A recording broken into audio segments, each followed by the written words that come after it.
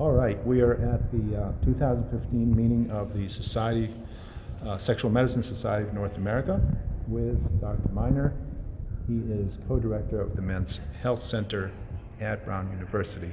Dr. Miner, you presented a presentation here on the implications of erectile dysfunction for other illnesses. It's a very important set of points, but please tell patients what they should understand about what it means globally if they have erectile dysfunction. I think it's imperative to understand the cause of the erectile dysfunction as well as treatment options. And most specifically, erectile dysfunction is linked to an issue of filling the penis or a problem with vascular disease. And 80% of erectile dysfunction is caused by a breakdown in blood flow getting into the penis, and therefore it's a risk predictor for future cardiovascular events, including heart attacks and strokes. So the main message that we need patients to understand is that this is not simply a lifestyle or couples issue, although it does impair lifestyle, and it certainly bothers couples, but most importantly, men should understand that their erectile dysfunction could precede a cardiovascular event, which includes a heart attack or stroke, and therefore receive not only treatment with the drugs and medications that we commonly used to treat erectile dysfunction, but also a workup for understanding the cause of the erectile dysfunction.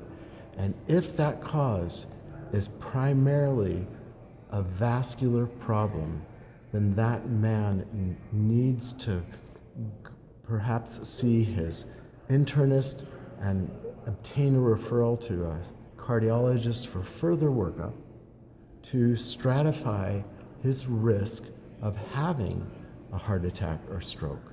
And what we're finding is that the most significant test that predicts that risk, even in men who have no symptoms, could be what's known as a calcium score of the heart. It's a simple calcium CT scoring of the heart that's done in 2 minutes.